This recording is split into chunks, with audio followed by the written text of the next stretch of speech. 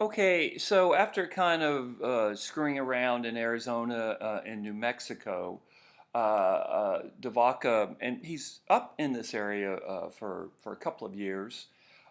In the spring of 1541, and I'm not going to, believe me, I'm not going to test you. I said Devaka, didn't I? Coronado. I'm not going to test you. When did Coronado come into Texas?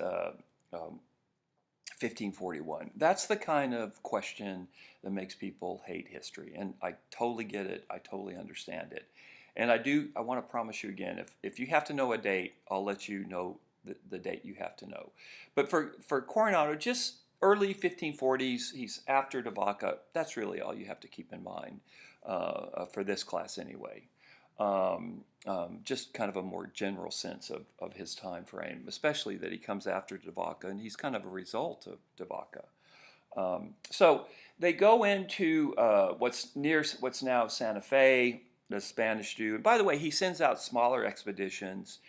And probably the most valuable thing about his whole expedition is they map an area that the Spanish had not mapped, and some of his men discovered the Grand Canyon, the first Europeans to do so. You know, it must have been really amazing. Can you imagine discovering the Grand Canyon or coming upon the Grand Canyon? Even today, it's incredible. Grand Canyon is one of those places that it lives up to its reputation. So anyway, in the 1541, he moves from near what's now Santa Fe. It's not Santa Fe at that point, into Palo Duro Canyon, that part of the Panhandle. He encounters buffalo. Millions of buffalo lived at this point between, say, North Texas all the way up to Canada. Millions and millions and millions. And the reason that there had actually been an upsurge in the buffalo population is that so many Indians had died after Europeans arrived in the New World that the buffalo weren't hunted as fiercely as they had been before. And so their population exploded in the 100 years. I mean, there'd always been a lot of buffalo, but it exploded in the 100 years after the Spanish arrived in the late 1490s, 1500s.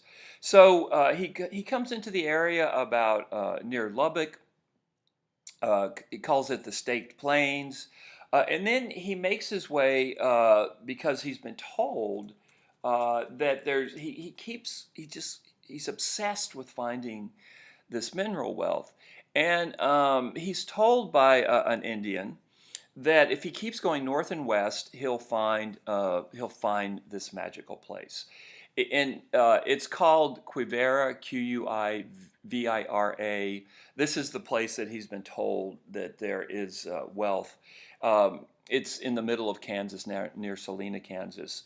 Coronado makes it all the way up there, and then he just turns around in disgust because there's nothing there, and he actually murders the Indian guide who had led him there because he feels betrayed. And what the Indians were basically doing is they kept saying to Coronado, I hope I'm not saying Devaka too much.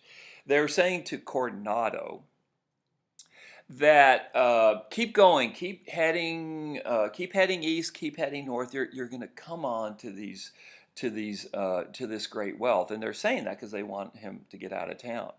So when all is said and done, Coronado comes back into Mexico City. He feels like his mission's been a complete failure. He actually goes on trial for his leadership, although nothing really comes of that. And then he lives the rest of his life pretty quietly in Mexico City. So the story of the Coronado expedition is a story of what didn't happen. And in this case, what didn't happen had a profound impact on the history of Texas. And here's what didn't happen. There was not great mineral wealth, or at least it wasn't discoverable, in the area that Coronado explored, New Mexico, Arizona, and modern day the Panhandle of Texas.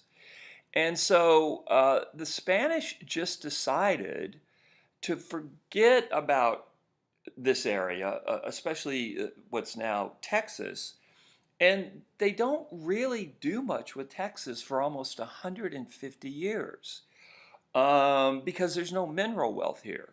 Had there been great mineral wealth, had there been a reason for the Spanish to come up, had there been riches here, we would probably all be speaking Spanish today because this area would have been populated in the same way that Mexico City was populated. The Spanish would have poured into this area, and history would have been completely different, completely different.